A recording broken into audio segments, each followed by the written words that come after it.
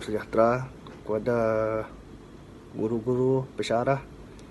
Saya kenalkan diri saya, nama saya Klinsma Anak Tasir, nombor matrik 266974. Sebelum saya memulakan pembentangan, saya bagi subjek PKMB 2031 Pembangunan Masyarakat 3. Saya perkenalkan ahli-ahli kumpulan saya, iaitu Puan Faridah, Puan Wong Lehung, Encik Johari Sukni dan Encik Muhammad Hazim.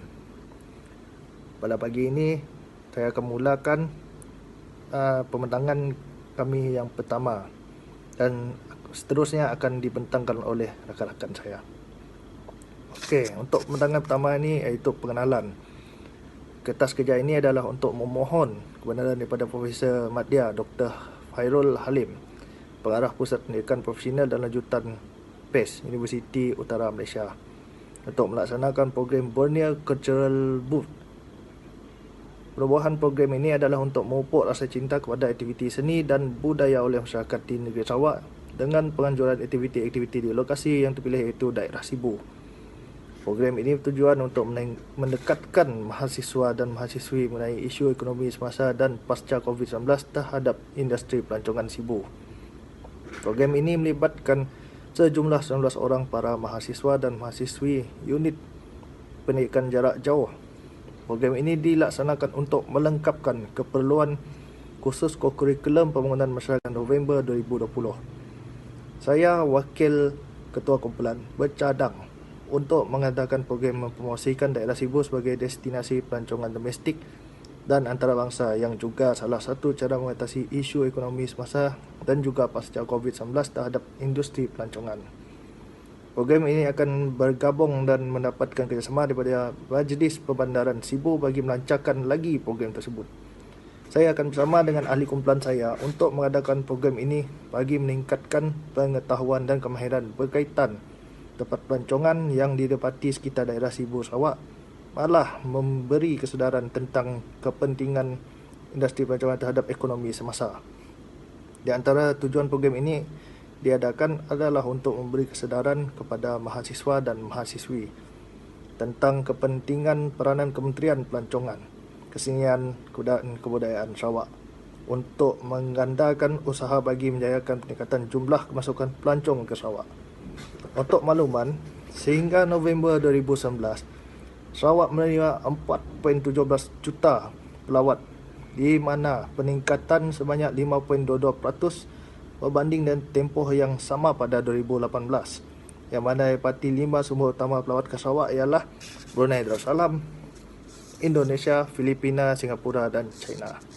Justru acara pelancongan juga penting dalam pembangunan pelancongan dari segi meningkatkan kemasukan pelancong, mempromosikan destinasi pelancongan dan juga merancang pengeluaran spin-off ekonomi, lebih-lebih lagi apabila COVID-19 telah merencetkan ekonomi masa kini.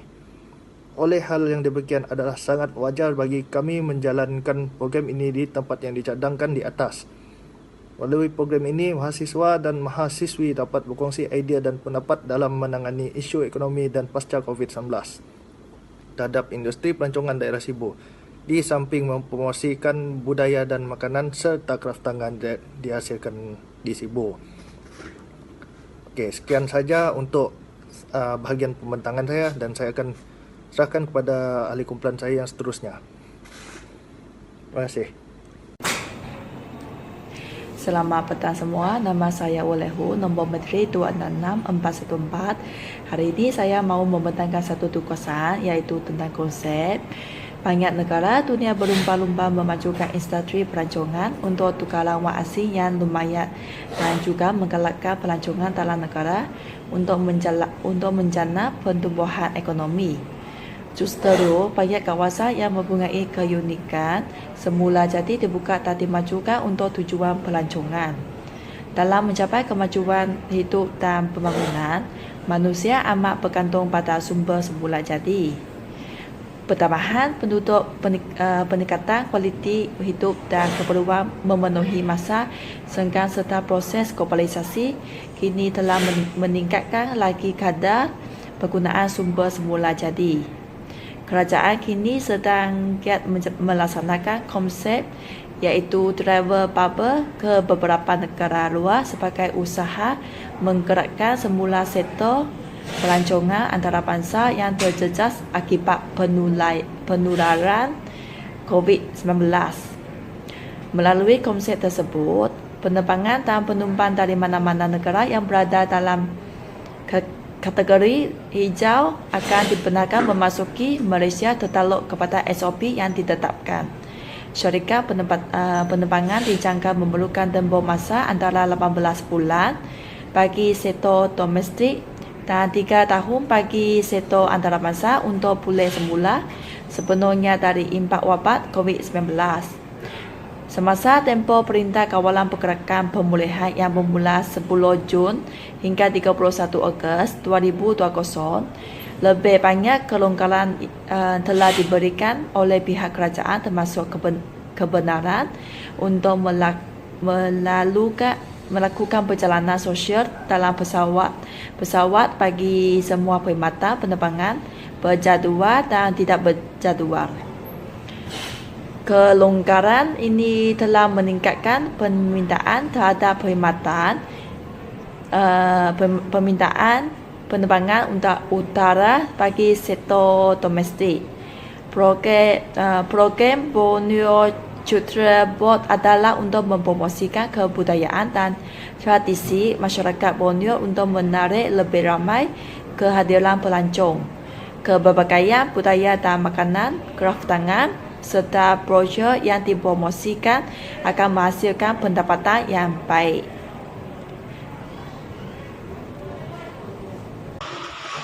Halo semua, selamat petang. Perkenalkan diri saya, nama saya Johari Sukni bin Bohari, nombor metrik 260615. Pada hari ini saya akan membentangkan satu tugasan berkenaan dengan masalah, iaitu tugasan khidmat masyarakat 3. Saya tuliskan, antara cabaran yang dihadapi oleh sesebuah negara dalam sektor pelancongan adalah pencemaran alam sekitar. Hal ini disebabkan pencemaran alam sekitar kebelakangan ini menjadi semakin teruk akibat sikap tidak bertanggungjawab segelintir ahli masyarakat dan telah merosakkan kecantikan alam sekeliling kita dengan tidak menjaga kebersihan alam sekeliling serta membuang sampah merata-rata tempat yang menyebabkan persekitaran yang buruk. Misalnya, banyak tempat yang menarik telah tercemar dengan sampah sarap. Industri pelancongan dan kebudayaan adalah antara pemacu utama pertumbuhan ekonomi negara dengan menyumbang 15.5% kadar keluaran dalam negara kasar KDNK negara. Pada 2019, pendapatan industri pelancongan meningkat kepada RM86.1 bilion berbanding RM84.1 pada 2018. Namun selepas PKP, sektor tersebut terkesan dan telah memberi impak negatif kepada pertumbuhan ekonomi negara. Tidak dinafikan bahawa pandemik COVID-19 yang melanda dunia menjadi pengganggu ekonomi paling besar bagi dekad ini dengan mengancam 75 juta pekerjaan di dalam industri pelancongan global dan mengurangkan pendapatan sebanyak kira-kira AS 2.1 trilion iaitu RM9.18 trilion bagi sektor sama tahun ini. Dalam senario ekonomi yang lebih luas, sebanyak 195 juta pekerja telah hilang pekerjaan pada suku kedua tahun ini. Malaysia juga tidak terkecuali, iaitu dianggarkan sekurang-kurangnya 951,000 pekerjaan dan RM41 bilion pendapatan akan hilang akibat pandemik ini, termasuk anggaran kehilangan pendapatan berjumlah RM3.37 bilion di dalam sektor pelancongan antara Januari dan Februari 2020. Menteri Pelancongan, Kesenian dan Kebudayaan Datuk Seri Nancy Sukri berkata pihaknya sentiasa berusaha menyediakan platform terbaik dalam memastikan semua sektor berkembang rancak semula bagi menjana ekonomi yang lebih mampan.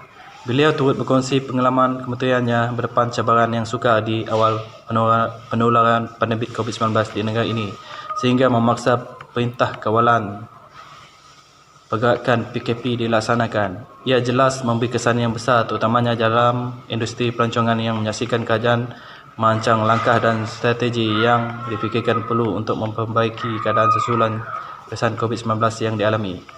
Kerajaan juga telah melaksanakan yang terbaik untuk mengawal wabak COVID-19 dan ini akan membantu pemulihan yang lebih cepat membabitkan sektor yang terjejas di negara ini.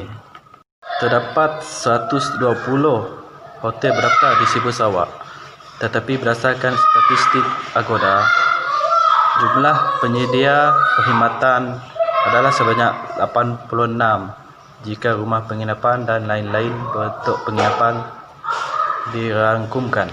Di seluruh dunia, sektor perhotelan dan penerbangan, ramai pekerja industri hospitality menerima pemotongan gaji, terpaksa mengambil cuti tanpa gaji dan ada yang dibuang kerja walaupun kerajaan telah memperuntukkan bantuan kepada sektor ini.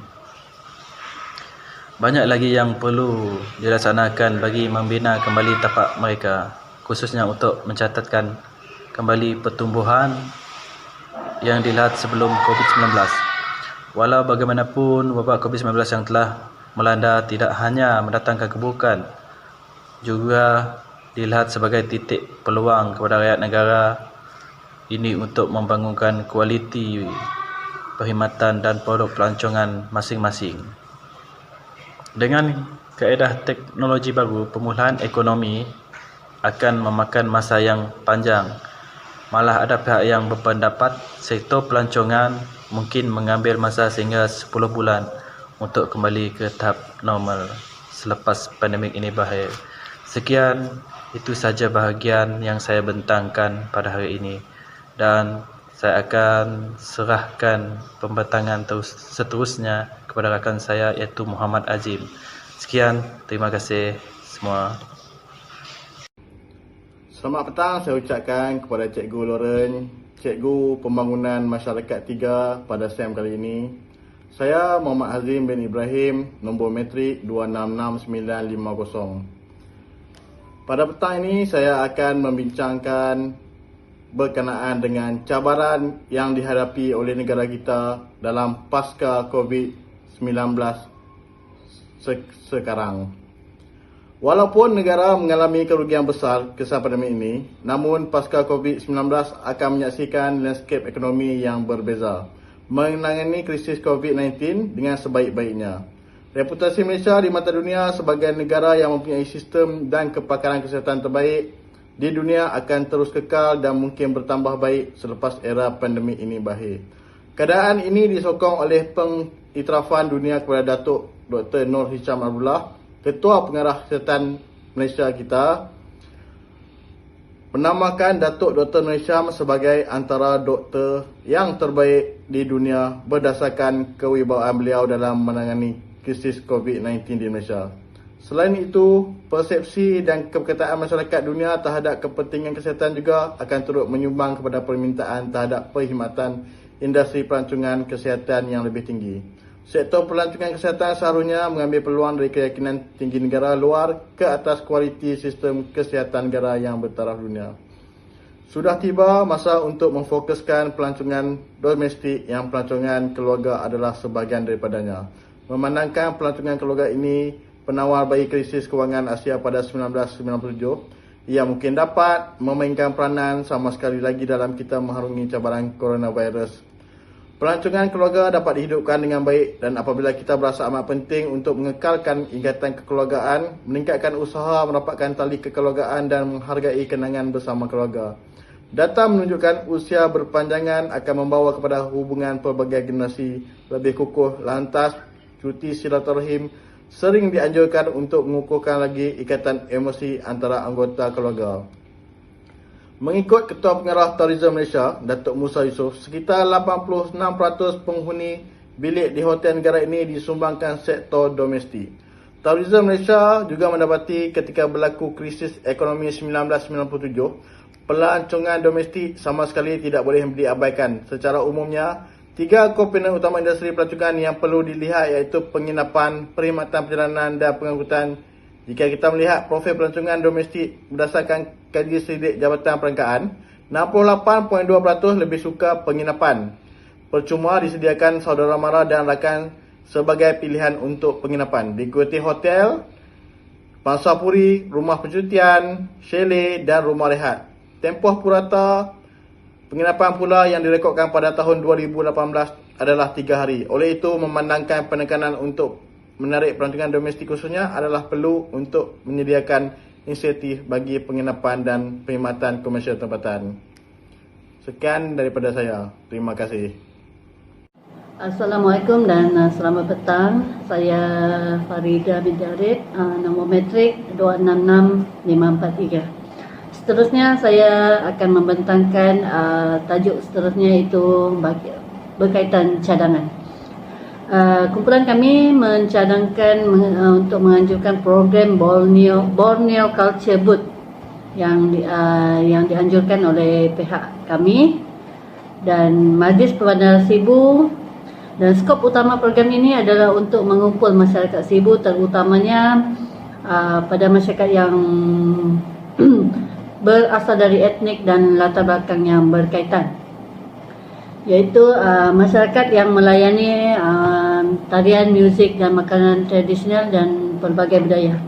Kami bercadang untuk mempromosikan Sibu sebagai salah satu destinasi pelancongan, iaitu melalui penjualan kraftangan dan makanan tradisional serta pengagihan voucher berkaitan tempat-tempat menarik yang berada di Sibu. Dan salah satu tempat yang digunakan untuk program ini ialah di dataran Tun Tuanku Bujang, Sibu.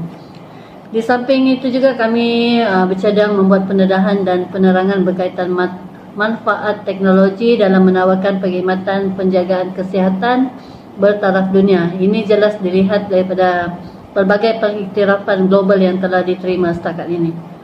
Perkara paling penting sekarang ini ialah bagaimana untuk pihak hospital kerajaan dan swasta dapat terus menawarkan perkhidmatan kesihatan terbaik untuk pelancong yang sedia ada bagi menghalang penularan virus COVID-19 yang melanda negara kita sekarang ini.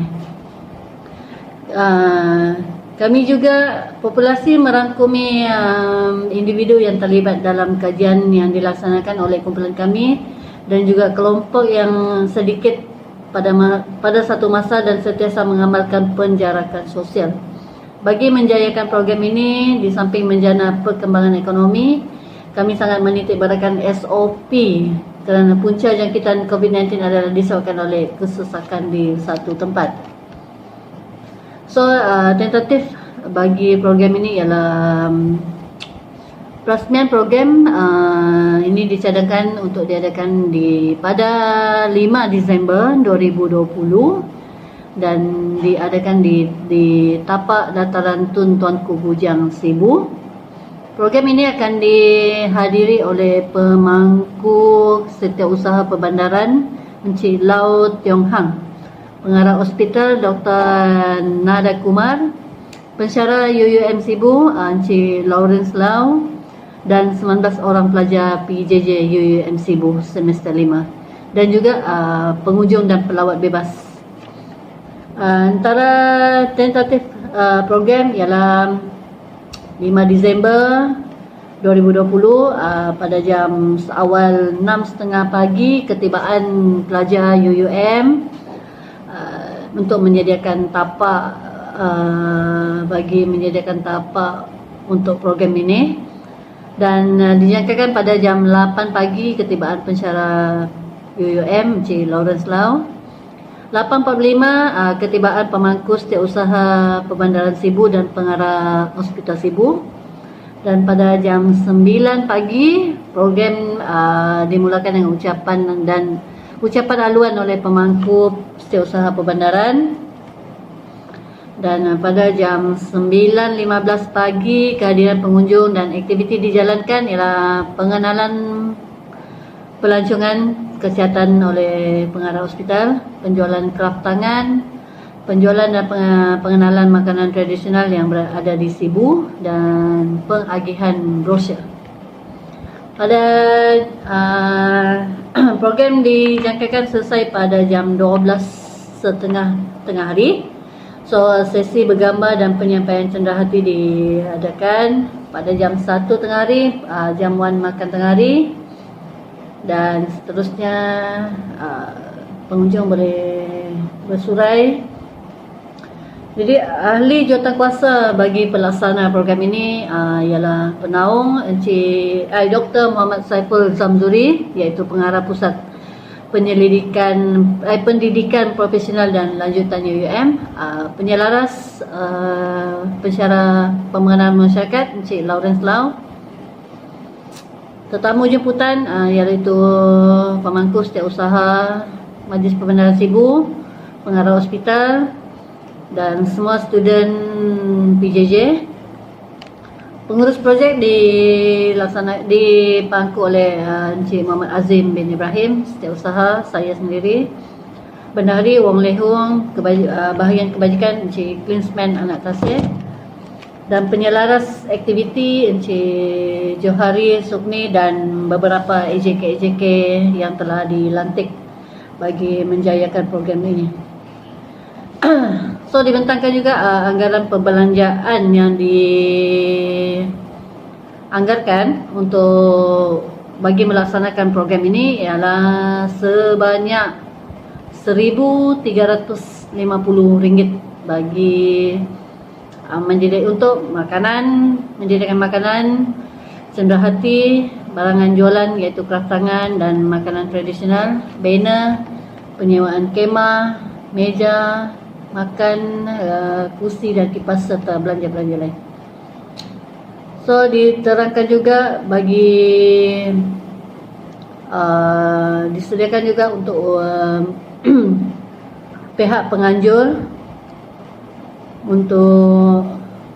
dan program ini mengharapkan kelulusan dari pihak UUM Indo untuk menjayakan program ini. Sokongan daripada jurulatih dipersetujui bahawasanya mahasiswa UUM ini perlu berusaha untuk berbakti kepada pencapaian ekonomi industri pelancongan yang mana kini sedikit sebanyak amat terkesan dengan pandemik COVID-19, dan seterusnya mempromosikan taraf pendidikan kepada anak-anak muda, malah mempunyai tujuan tersirat untuk membina pemufakatan antara pelajar UUM dan guru serta pelajar sekolah. Kesimpulan daripada program ini ialah penggubalan dan pelaksanaan dasar kebudayaan kebangsaan adalah perlu bagi negara Malaysia yang sedang membangun dan mempunyai penduduk berbilang kaum yang mengamalkan budaya yang berbeza. Dasar ini dapat menjadi garis panduan dalam membentuk serta mewujudkan satu bangsa yang bersatu padu serta mengekalkan identiti negara di peringkat antarabangsa. Namun demikian, pelaksanaan dasar ini adalah satu proses yang rumit dan tidak dapat dicapai dalam masa yang singkat. Kesedaran dan kesefahaman yang luas dapat membantu tercapainya hasrat dan cita-cita pelaksanaan dasar ini kerana dengan keinsafan itu sahaja menghapuskan perbezaan kebudayaan, kesukuan atau kebudayaan kaum. Kebudayaan yang dipupuk itu akan mencirikan sifat-sifat persamaan yang melampaui batas-batas suku kaum dan memperlihatkan kepribadian kebangsaan Malaysia itu sendiri sebagai sebuah negara yang merdeka dan bermaruah. Walaupun secara umumnya sektor pelancongan terjejas teruk akibat krisis COVID-19, potensi industri pelancongan kesihatan era pasca COVID-19 menjanjikan masa depan yang lebih cerah. Kerjasama antara kementerian, agensi yang berkaitan penyediaan perkhidmatan sama ada awam atau swasta serta masyarakat Malaysia perlu diperkukuhkan lagi dalam membantu melonjakkan kembali ekonomi negara. Sebaik saja pandemik COVID-19 berakhir, Malaysia pastinya telah bersedia untuk menerima limpahan pelancong kesihatan dari serata dunia.